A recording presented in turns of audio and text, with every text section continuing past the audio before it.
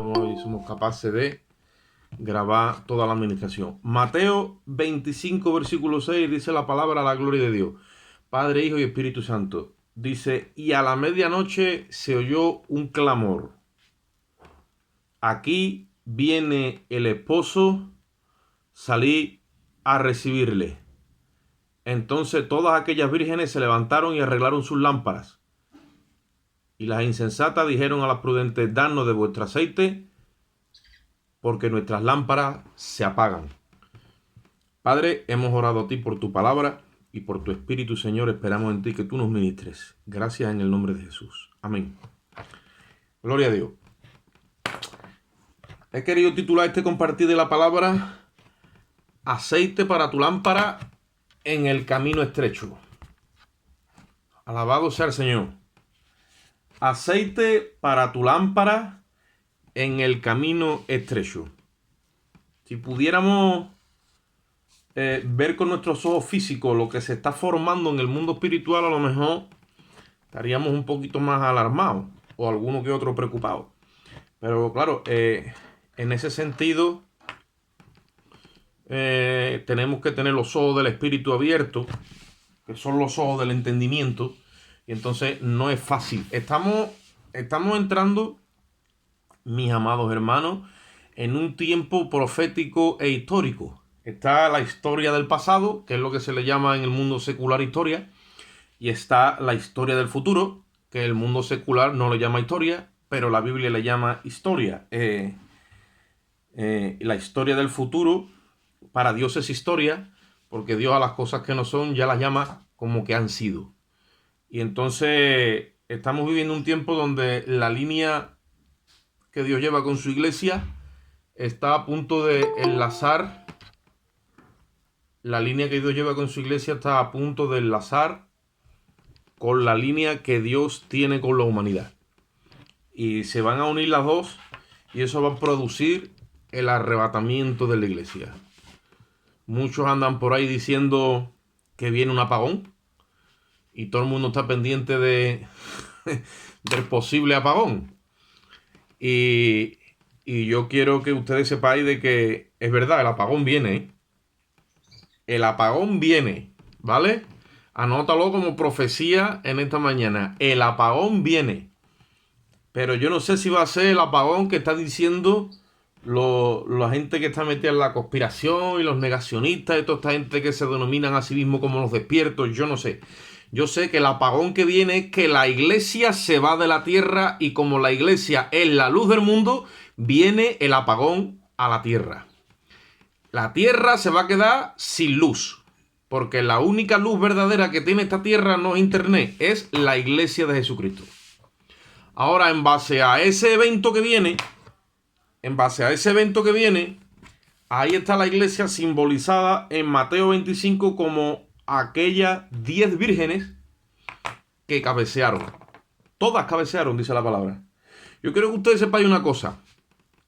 Hay lugares donde se enseña que esas 10 vírgenes no todas son salvas porque hay 5 que dicen que no tienen el espíritu. Eso es un error doctrinal. Cuando la Biblia dice que son vírgenes, significa que han sido lavadas y limpiadas por la sangre de Cristo. No puede la teología del nuevo pacto llamar a una persona virgen, que significa pura y sin mancha. ¿De acuerdo? Entonces esas 10 vírgenes han sido salvas por la gracia de Dios por medio de la fe en Jesucristo. Ahora, eso se enseña en teología, en la doctrina de la justificación, donde por medio de la fe, dice la Biblia, tenemos paz para con Dios y hemos sido justificados, hemos sido alcanzados por medio de la sangre de Jesucristo y hemos sido presentados a los ojos de Dios santos, sin mancha e irreprensibles. La vida de Cristo se nos imputa a nuestra vida y Dios cuando nos mira no nos ve error. Cero error. Ya no somos pecadores perdonados, sino somos hijos justificados. Por lo tanto, no solo hemos alcanzado la promesa, sino que nos pertenece una herencia. Todo eso enseña la Biblia en teología, sobre todo en la justificación. Ahora, como Dios tiene un propósito con la iglesia en esta tierra, y el propósito de la iglesia en esta tierra, Dios se lo ha anticipado a la iglesia, puesto que muchos de nosotros hemos alcanzado la salvación y la herencia en vida. Oye esto, la herencia en vida. No es lo mismo que una persona se le dé la herencia cuando su progenitor ha muerto que cuando su progenitor esté en vida, porque eso a ti te da un margen de tiempo para seguir añadiéndole a la herencia, seguir aumentando el volumen de lo que es la herencia que has recibido, seguir dándole volumen a través de la recompensa y de los galardones.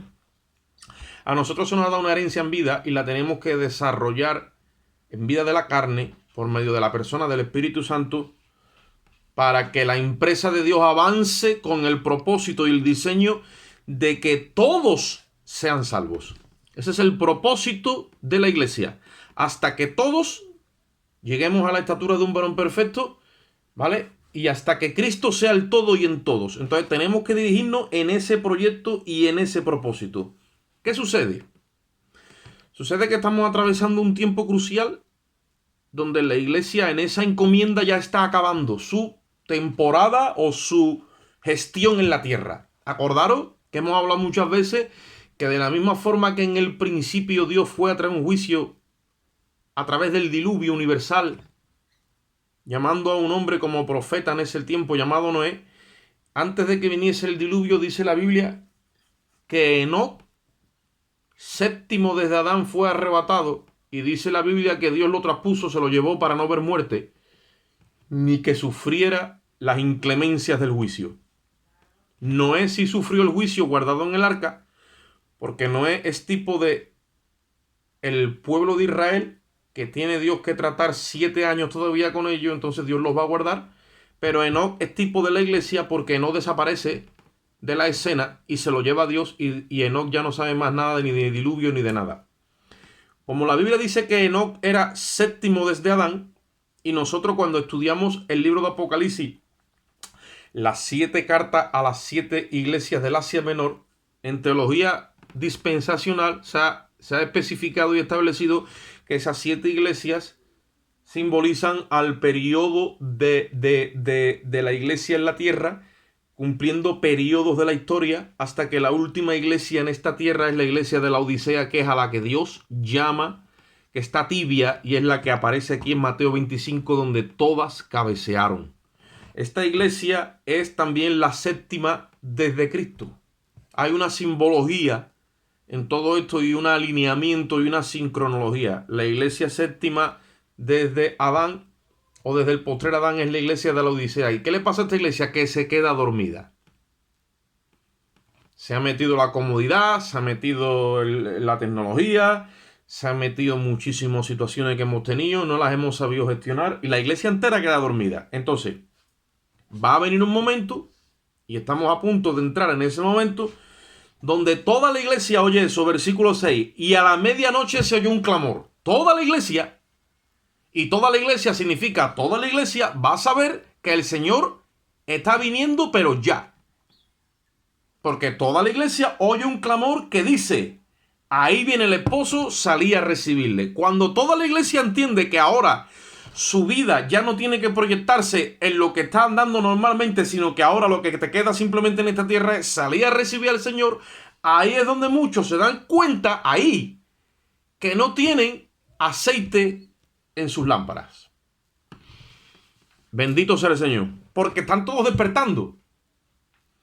Están todos despertando y ahí se dan cuenta de que no hay aceite para sus lámparas. Y yo titulé este compartir: la puerta estrecha y el camino angosto. Ahí es donde tú vas a encontrar aceite para tu lámpara. Si no nos mantenemos en el propósito de Dios, independientemente de todo lo que nos rodea, como por tendencia natural somos dados a salirnos del problema, a salirnos de la estrechez, a salirnos de la angustia, a salirnos de la tribulación. Puede ser que te encuentres fuera del camino estrecho. Aunque tú le llames estrecho, estás buscando lo holgado, lo amplio, y resulta de que tu lámpara no tiene aceite. Una virgen sin aceite, oye lo que te dice ahora, una virgen sin aceite, cuando ya hemos llegado a estos niveles de la historia de la iglesia, una virgen sin aceite es aquella que se ha podido agarrar de la justicia de Cristo como su base y a través de su sangre ha sido justificada, pero no ha sabido andar en el proceso de la santificación, que es hacer práctica esa justicia. Por lo tanto, cuando tú ves aquí que todas despiertan, son todas vírgenes, están todas iguales, se están vistiendo, se están preparando, pero en lo interno, vamos a ver ahora que 5 tienen aceite y 5 no, aunque por fuera se ven todas iguales. Y hay situaciones en tu corazón y en el mío que a lo mejor por fuera no se ven, aunque hay otras cosas que sí se ven, ¿vale? A lo mejor por fuera no se ven, pero por dentro hay muchos hermanos en la fe que están en bancarrota, no tienen crédito de fe, no tienen una vida donde su vida es dirigida por el Espíritu Santo. Entonces, cuando una virgen está sin aceite, es cuando ha dejado de andar, oye lo que te dice ahora, en el camino estrecho. ¿Qué significa el camino estrecho? Si nosotros vamos un momentito a Mateo, capítulo 7, vamos allí.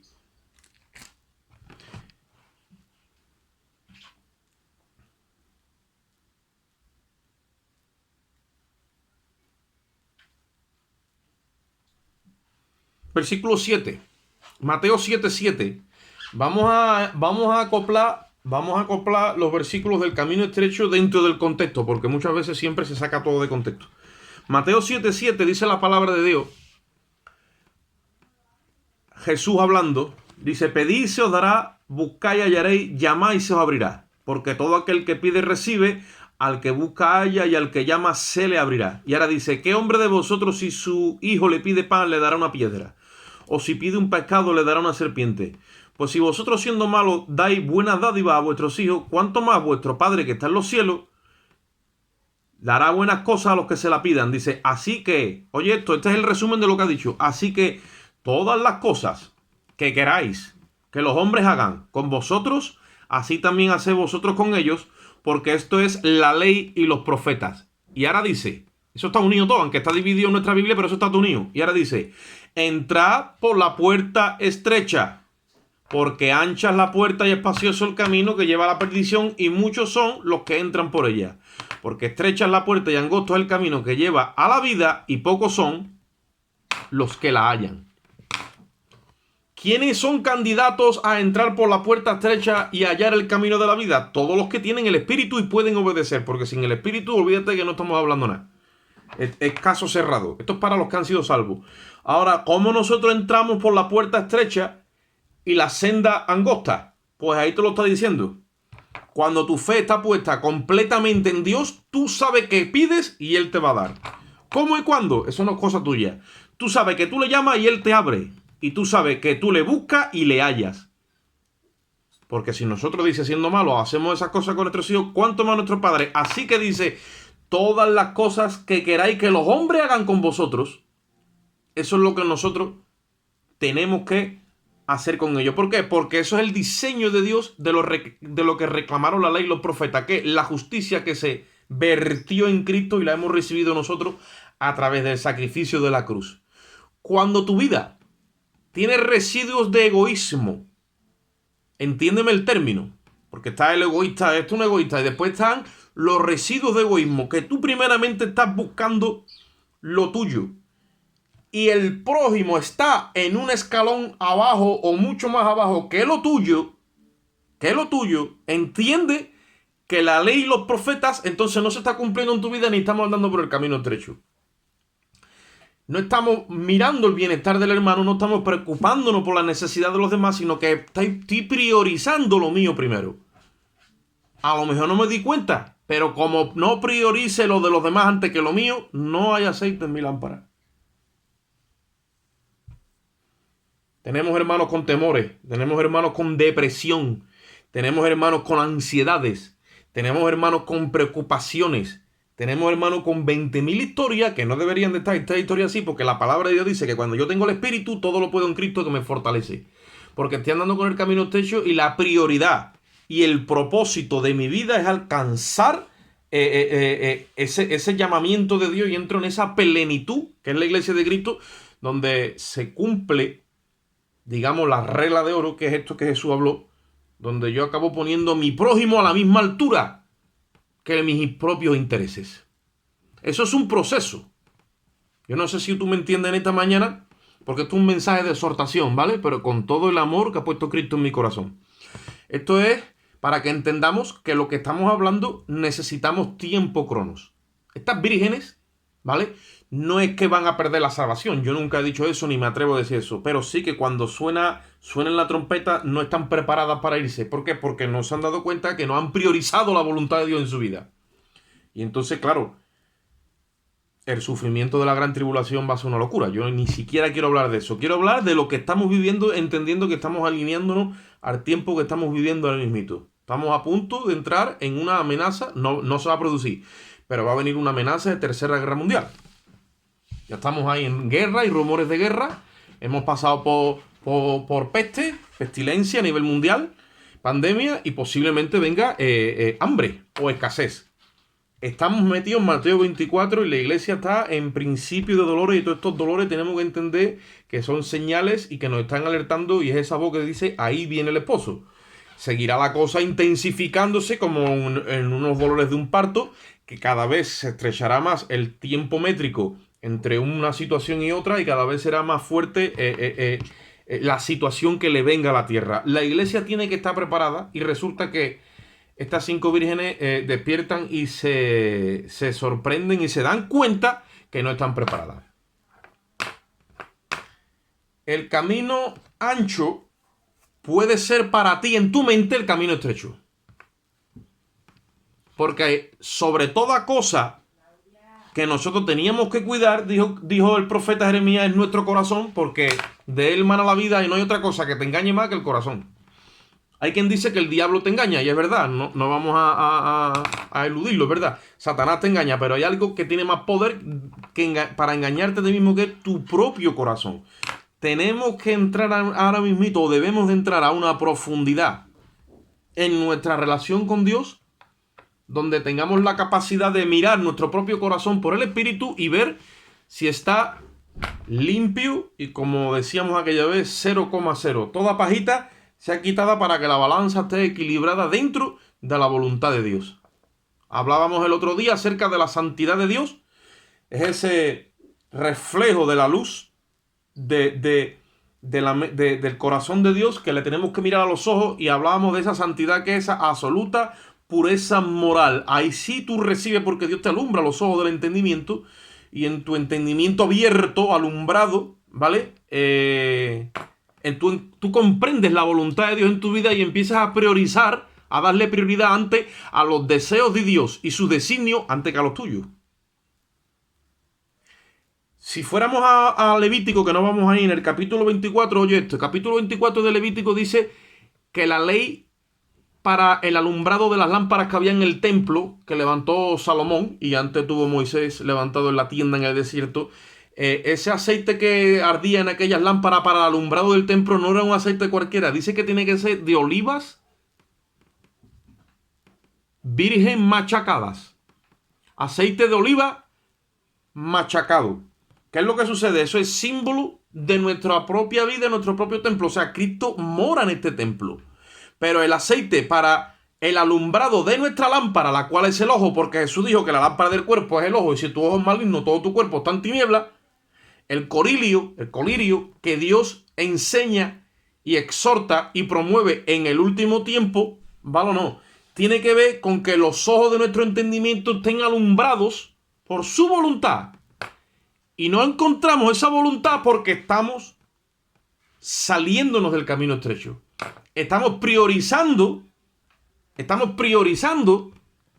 en nuestra vida el camino ancho, aunque tenga el rótulo de camino estrecho.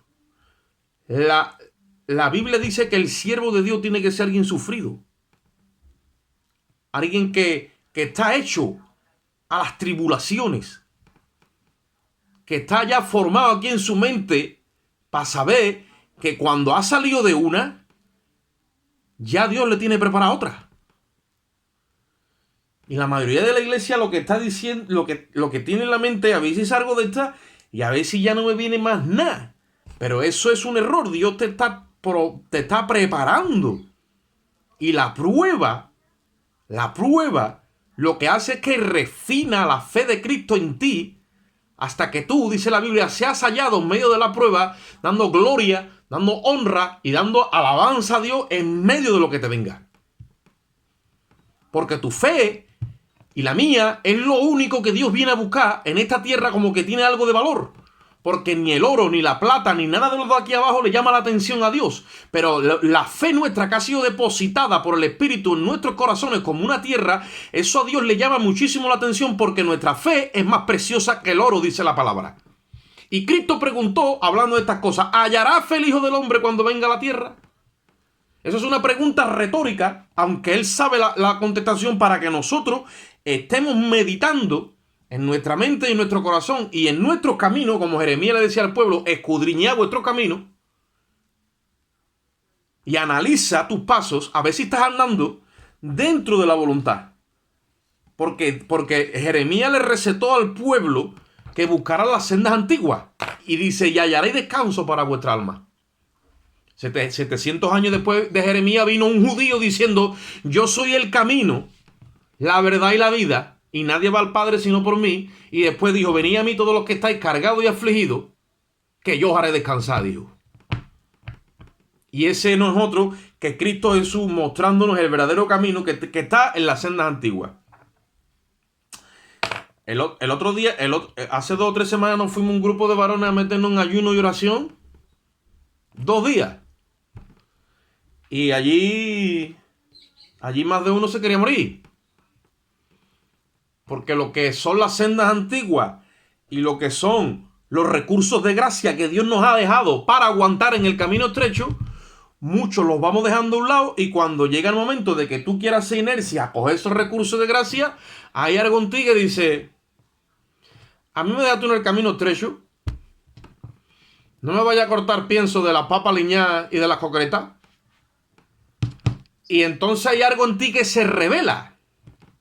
Se revela y vaya guerra que teníamos allí. Simplemente por estar sin comer. Incluso hay hermanos que me dijeron, yo esto no lo he hecho nunca en mi vida. Digo, ¿tú tienes 30 años de creyente y nunca has ayunado por su camino? No. Entonces, ¿a quién le vamos a echar la culpa? Yo no le voy a echar la culpa a nadie. Pero entonces, ahora es que tienes que hacer un sobreesfuerzo porque aquellas vírgenes insensatas, que ellas no sabían que eran insensatas, pero cuando se dieron cuenta que no tenían aceite, ahora es que empiezan a ponerse nerviosas y se dan cuenta que necesitan tiempo para empezar a consagrar su vida a Dios. Mira, hermano, la consagración a Dios no puede hacerse de un día para otro. Ya Dios viene con esta historia hablándonos. Sí que es verdad que nos ha sacado del legalismo. Nos ha enseñado muchísimas cosas. Porque no vamos a invalidar la palabra de Dios por el mandamiento de los hombres. Claro que no. Y hemos puesto a Jesucristo como la base de nuestra vida, nuestro bendito Rey, nuestro Salvador, y hemos confiado solo, única y exclusivamente en su sacrificio y en su sangre. Hasta ahí estamos de acuerdo todas las denominaciones. Ahora, de ahí para arriba, ¿qué vamos a hacer? Porque son muchos los que han cogido la excusa de que somos libres y que la gracia de Dios nos ha salvado, pero se han ido para el otro corne y están dándole gusto a la carne. Sí, cuando tú quieras decirle a tu carne, ahora vamos para la cruz, la carne dice, para allá va tú, yo no voy. Y ahora tú te das cuenta que hay algo en ti que se revela y que no quiere entrar por el camino estrecho. ¿Por qué? Porque Dios está permitiendo unas cosas en nuestra vida, como pasó con el pueblo de Israel, que se encontró delante del Mar Rojo y detrás venía Faraón y dijeron, ¿y ahora cómo se camina en esta ruta? ¿Qué hacemos? ¿Nos van a salir alas? Y a ninguno se le pasaba por la mente de que el líder tenía que tener la suficiente autoridad para decirle al mar que se abra ese mar. Porque Jesús dijo, si tuvierais fe como un grano de mostaza, le diría a esa montaña que se salga de en medio y se saldría y se obedecería. La iglesia de los días de hoy no tiene esa fe. Y esa es la fe bíblica y genuina por el Espíritu que Cristo viene a buscar en su iglesia. La iglesia que sabe que no se puede salir del camino estrecho. Eso es ley sagrada. Entonces, ¿cómo se sale de aquí? Diciéndole a las montañas que se quiten de en medio. Diciéndole a los mares que se abran si hace falta. ¿Por qué? Porque Dios lo ha dicho.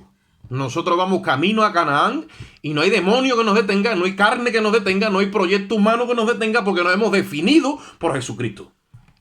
Entonces, ¿dónde empieza la guerra a partir de ahora? La guerra, mira, la guerra ya no la guerra no es ni con tu la guerra no es ni contra el diablo, que sí, pero tú me entiendes. La guerra no es ni con mi señora ni con mi esposo, la guerra no es con el vecino, no es con el hermano, la guerra es con mi corazón, la guerra es con mi yo. Esa creación que no quiere quedarse clavada en la cruz y está continuamente buscándome caminos sucedáneos y alternativos donde todo eso es carne y la única línea que Dios me ha dejado abierta es su voluntad por el Espíritu caminando hacia el proyecto que Dios tiene conmigo. Cuando empezamos a coger, la iglesia que no tiene aceite es una iglesia que al final no coge ni responsabilidad ni compromiso con Dios. Y hay iglesias donde los hermanos tú los ves comprometidos con el pastor, con la denominación y con la visión, pero no tienen compromiso con Dios. Ahora, la iglesia que tiene aceite, esa está comprometida con Dios. Y ya sea que se congregue o no se congregue, ya sea que tenga un pastor por encima o tenga un hermano o no tenga nadie, esa iglesia ve caído al perdido, lo ve caído y se detiene y para todo y lo levanta en el nombre de Jesús. Esa iglesia va a orar por el enfermo. Esa iglesia tiene carga por el endemoniado. Esa iglesia tiene carga por los hermanos que saben que lo están pasando mal. Esa iglesia es la que tiene aceite. Y esa es como la hormiga. Por eso Salomón dijo, mira la hormiga, oh perezoso, que sin tener capitán, ni señor, ni gobernador, en verano, a ver, en verano que viene la calor y nos acaloramos todos mucho, dice, en verano prepara su comida. Y te dice Salomón, mira la hormiga. No tiene ni que mirar a nadie. Mírala. Que sale a 40 grados bajo cero. Coge una pipa. Se la echa al hombro. Y se encaja en el País Vasco. Si hace falta. ¿Por qué? Porque tiene aceite. Tiene el aceite de Dios. Que el otro día me dice mi mujer, que ahora está estudiando los documentales de la hormiga, dice, una hormiga reina dura 18 años. Digo, alábalo si puede. Una hormiga reina dura 18 años, hermano. Más que una candela a hierro. Y estamos nosotros que viene la galopa Andalucía y nos metemos en un cuarto con el aire acondicionado y dice, tú, de aquí no me saca nadie. Bendito sea el Señor. Una iglesia que tiene aceite, o mejor dicho, que no tiene aceite, es una iglesia que tiene obras, pero tiene obras de la carne, porque la iglesia que tiene aceite tiene fruto de justicia, y son dos cosas diferentes. Hay muchos hermanos en muchas iglesias, muchas denominaciones obrando. Ustedes saben que nosotros nos hemos metido en un proyecto que si se da, esperemos que sí, que tiene que ver con los alimentos. Pero esto es algo donde yo tengo el deseo de que los hermanos se descansen un poquito más en la actividad secular y por lo menos que Dios nos abastezca la alimentación. Y hay otras iglesias que están dando alimentación, que se llama la obra social, donde la iglesia va a buscar alimento en otro lado y se lo reparte a las personas en necesidad. Sí, está muy bien. Pero eso lo hace la iglesia en su nombre y mi frigorífico sigue lleno. ¿Sabes? El mío no tiene nada que ver porque es la iglesia la que está haciendo la obra social y yo estoy cooperando con eso, pero eso no tiene nada que ver. Somos nosotros cuando sufrimos pérdida por amor a Dios, para bendecir al que está en bancarrota, ahí es cuando tu corazón adquiere aceite. Es cuando tú te dispones y te atreves a perder para que otro gane. Pero no porque tú seas muy bueno, es para que Jesucristo sea glorificado en esa obra y en ese movimiento de justicia que tú estás haciendo. Tú tienes que hacerlo con ese entendimiento. Ni para que te vean los hombres, ni para nada. Es porque tú amas a Dios y su obra y el Espíritu siempre te va a guiar a alcanzar al perdido y a que tú pierdas, pero para que otro gane. Mientras que si tú pierdes, otro gana, yo te digo a ti que tú nunca vas a sufrir pérdida. Eso todo queda registrado en el libro de Dios y en el día de la recompensa y de los galardones, Dios te lo va a multiplicar. Pero lo que importa es que tu lámpara tenga aceite. Y que la mía también. Una iglesia que no tiene aceite, Dios la llama necia o insensata, como dice aquí. Y las insensatas dijeron a las prudentes, danos de vuestro aceite. Dijimos los hermanos cuando estábamos en el retiro, nos vamos a comprometer en hacer esto y en hacer esto. Eso yo ya me desentiendo. Si tú has crecido y estás maduro o madura, tú tienes que responderle al Señor. A mí no. Y hay hermanos que dijeron, debemos de coger mínimo para mi vida personal un día a la semana donde yo me retiro con el Señor, un día a la semana. Y ese día yo voy a estar única y exclusivamente en sintonía con su voz. ¿Qué pasa? Que para eso tengo que remover cosas en mi vida. Y entonces voy a entrar en una estrechez, sí, pero voy a entrar en unos recursos. Dios, para andar en el camino estrecho, no nos ha dejado tirados. Nos ha dado los recursos de gracia. Y ahí, además de la oración continua que tenemos que tener delante de Dios, también está la oración de intercesión, está el ayuno, que es ese día que yo aparto para no solamente estar con el Señor, sino que la comida y la bebida no tienen ni parte ni suerte en mi vida, porque eso me da un avance en la finura de mis sentidos espirituales. Se agudiza todo. Se agudiza la visión, el tacto empieza a coger discernimiento, la voz del espíritu empiezo a sentirla más fina, estoy más ágil en mi espíritu, donde esquivo los dardos del enemigo, las ofensas, todo, me muestro más ágil, soy más escurridizo, estoy vivo en el espíritu. Cuando entro en los ayunos, yo salgo con esa vivificado en eso, pero muchos creen que esto es otra cosa, no, esto es esto. Es un plan de preparación y de consagración para convertirte en un guerrero en el espíritu. El otro día, cuando estábamos en el culto de oración, le dije a los hermanos, tener la armadura espiritual, hermano, no te vayas a proyectar en tu mente que vais con un Don Quijote todo rodeado de chapa ahí, que si el enemigo te quiere hacer daño no te va a llegar a ti porque tú estás recubierto de chapa. Esa armadura es como la que se puso David, que le pertenecía a Saúl. David dijo, yo no puedo trabajar con esto, esta no es mi forma de guerra. Cuando el cristiano está lleno del espíritu, está ágil, está flexible, es como Spiderman. Es que entra en ese mundo espiritual y por más que el diablo quiera echarte mano, no puede. Porque Satanás no puede agarrar lo que es carne. Satanás, lo que es espíritu no puede agarrarlo. Es cuando hay carne en tu vida, diseño de la carne, mentalidad de la carne, humanización de la carne, secularización, todo ahí te agarra. Y te pone una montaña, un montón de obstáculos y te impide el paso. Pero cuando tú estás en el espíritu es imposible que te agarre. Porque tú de cada prueba haces una oportunidad de glorificar a Dios. Y en la prueba se deshace el obstáculo. Y ahora resulta que las trabas que Satanás te pone en el camino te han hecho más grande, te han hecho más fuerte, te han hecho más poderoso, te han hecho más a la imagen de Cristo. Cuando no tenemos aceite, hermano, mira lo que te digo ahora, perdemos la comunión íntima con el Señor. No tenemos esa finura donde tengo claro qué es lo que Dios está hablándome a mí. Tengo claro para dónde tengo que caminar. Perdemos esa comunión íntima con el Señor. Dice el Salmo 25, versículo 14, que la comunión íntima de Jehová es con lo que le aman, dice, y a estos le revelará su pacto. Él le revela el pacto a aquellos con los que tienen comunión íntima con Él. Hay revelación en la intimidad. Hay sabiduría, hay inteligencia, hay ciencia, hay guianza. Cuando no hay aceite, no hay un referente claro en la vida de uno. No hay un referente claro.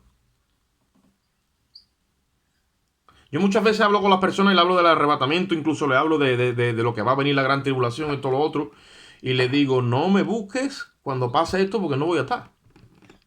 O sea, se lo digo con toda claridad, con toda contundencia. Y le digo, por eso es que tú a mí no me ves, que aunque tenga 6 hijos, lo que quiera que sea, y las situaciones que tenga, que yo estoy buscando dinero como un loco, a ver cómo me sustento, o guardando. No, yo vivo al día. ¿Por qué? Porque eso es lo que Dios me ha dado. Si Él va a venir a recogerme, ¿qué hago yo aquí acumulando o teniendo para mañana? Si mi mañana es hoy. Yo vivo por el Espíritu. Pero lo tengo que dejar claro con mis palabras y con mi vida. Lo tengo que dejar claro con mi testimonio y con la verdad que estoy profesando. Entonces, ¿cómo Dios provoca que andemos en el Espíritu? A través de la prueba, donde todo se estrecha y donde todo se achica, nos despojemos de todo peso y de aquello que nos está, digamos, impidiendo que nosotros andemos. ¿Qué te está impidiendo a ti que tú te acerques hoy más a la voluntad de Dios? Eso lo sabes tú. Ya puedan ser ataduras, ligaduras espirituales, deseos carnales, proyectos con tu vida humana, no sé, tener una seguridad económica, yo qué sé, lo que quiera que sea, analízate bien delante de Dios, porque no hay nada más seguro que andar en la fe. ¿Qué pasa? Dios está provocando un montón de cosas en tu vida para que eso se deshaga y al final tomes la decisión de cambiar el orden de prioridades en tu vida y darle importancia a la voluntad de Dios y se produzca un reemplazo, dando primero prioridad a la obra y al propósito de Dios en tu vida, dándonos a entender, mírame, esa es la única forma de avanzar. Cuando Israel estaba delante del mar, no tenían ni idea de cómo iban a avanzar. Dios abrió el mar. Oye esto. Dios abrió el mar. Yo estoy seguro de que si allí había 2, 3 millones de personas, yo no sé los que habría allí, a ninguno de ellos se le pasó por la cabeza que la salida iba a ser que Dios iba a abrir más. A ninguno, ¿eh? 3 millones, 4 personas, las que tú quieras, a ninguno de ellos. ¿Por qué? Porque la mente humana no razona en ese orden. Pero cuando tú estás en el espíritu, Dios abre un mar, Dios mueve una montaña, Dios te saca de donde te tenga que sacar y Dios te abre camino en medio del desierto si hace falta, porque Él está comprometido con su palabra y con su promesa. Cuando nosotros nos renovamos en el espíritu de nuestra mente, va cayendo en nosotros una realidad y una certeza y una convicción de que Dios va a llevar a cabo su programa con nosotros sí o sí. Por eso dice el apóstol Pablo que en Cristo todas las promesas en Él son en Él sí y en Él amén. Y nosotros muchas veces dudamos y claudicamos y no llegamos a buscarle a esto el encaje. Hablábamos en el retiro cuando llegamos, porque dice un hermano, nos tenemos que despojar del viejo hombre. Y digo amén. Pero despojarnos del viejo hombre conlleva otra obra, es vestirnos del nuevo. Porque si tú te despojas de lo viejo y no te vistes de lo nuevo, al final vas a volver otra vez a la vieja tendencia.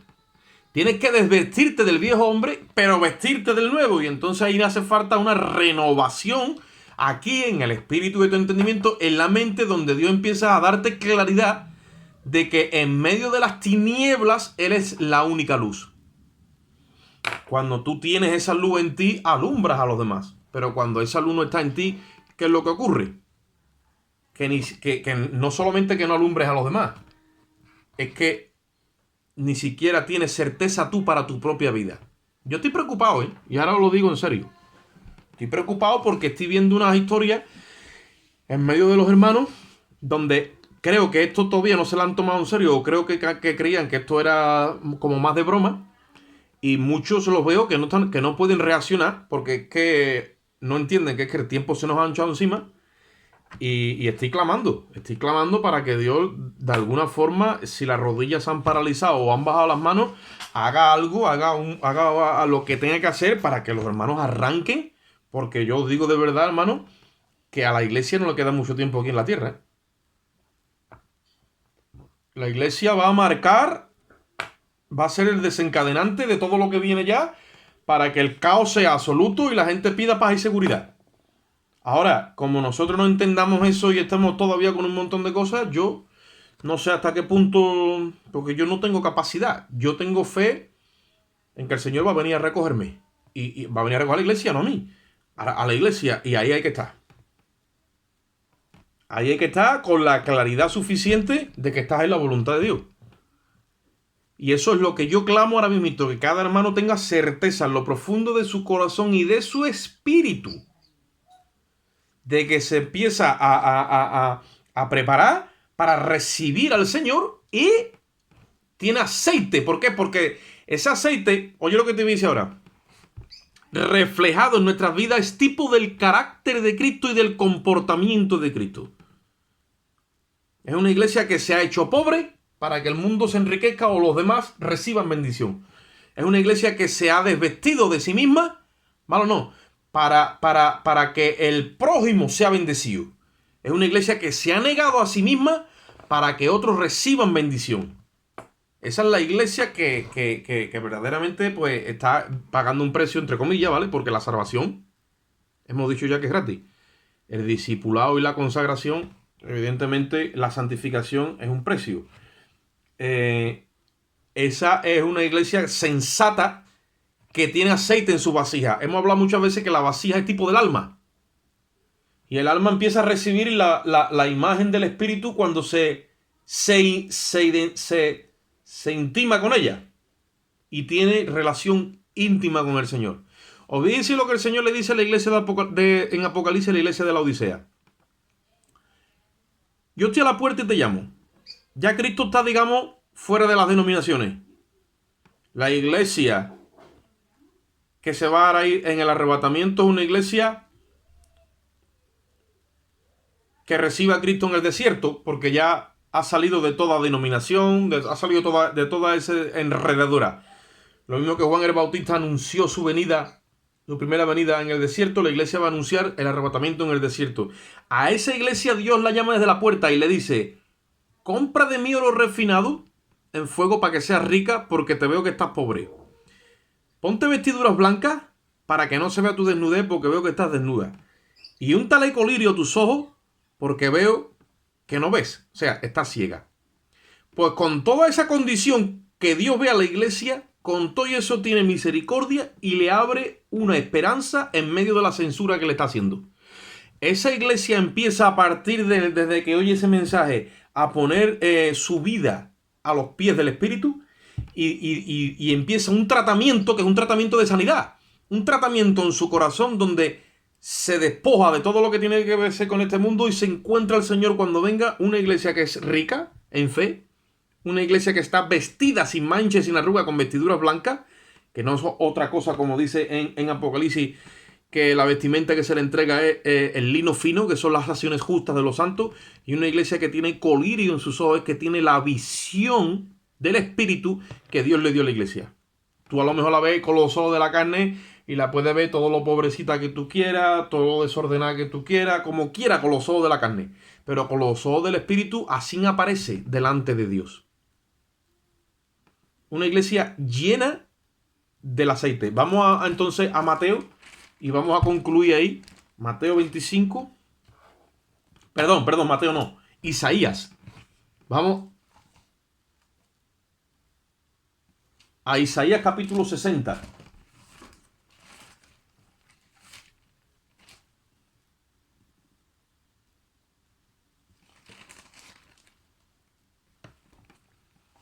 Isaías capítulo 60.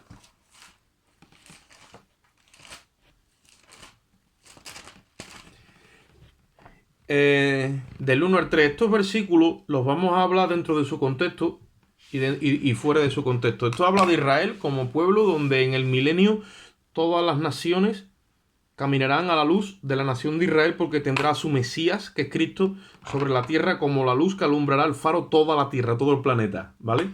Eso dentro de su contexto. Pero lo que aplica a nosotros como iglesia, dice en el versículo 1, levántate. Oye eso. Porque estaba acostado, ¿eh? Eso enlaza con Mateo 25 de las vírgenes. Levántate y resplandece, porque ha venido tu luz y la gloria de Jehová ha nacido sobre ti. Versículo 2. Porque aquí que tinieblas cubrirán la tierra y oscuridad las naciones, mas sobre ti amanecerá Jehová y sobre ti será vista su gloria. ¿Por qué dice el Señor eso? Porque cuando la iglesia sea levantada o sea quitada de esta tierra, automáticamente y por defecto y por incomparecencia, tinieblas ocupan la tierra. ¿Por qué? Porque la luz ha sido quitada. Si tú le das un interruptor de una habitación y le quitas la luz, automáticamente entra las tinieblas. Porque dicen en física que tiniebla es ausencia de luz. Cuando la iglesia es quitada, oscuridad viene aquí abajo. Dice, pero sobre ti amanecerá la gloria de Jehová. Ese es el día donde la iglesia se va a manifestar tal y como es. Y esto corruptible se volverá incorruptible. Y lo mortal se demostrará que es inmortal. Y vamos entonces a resplandecer y tendremos la misma semejanza de Cristo. Entonces, en ese momento es donde la tierra se queda sin luz. Así que, si quieres hablar del apagón, habla de Isaías 62. Porque eso sí que va a ser un apagón. Y la gente va a correr como loca por ahí buscando paz y seguridad. Porque más de uno se van a creer que los alienígenas han venido y se están llevando a la gente como chinchi. Y esto va a ser un caos. Y no es otra cosa que la iglesia se fue. ¿Pero qué iglesia se fue? La iglesia que tenía aceite. Porque sin aceite no arde la lámpara. Sin aceite no se demuestra la salvación. Sin justicia práctica no podemos demostrar la justicia técnica. Hemos recibido una justicia técnica para llevarla a la práctica. Y después la justicia práctica nos avalará para saber que esa justicia técnica nos alcanzó. ¿Cómo? Cuando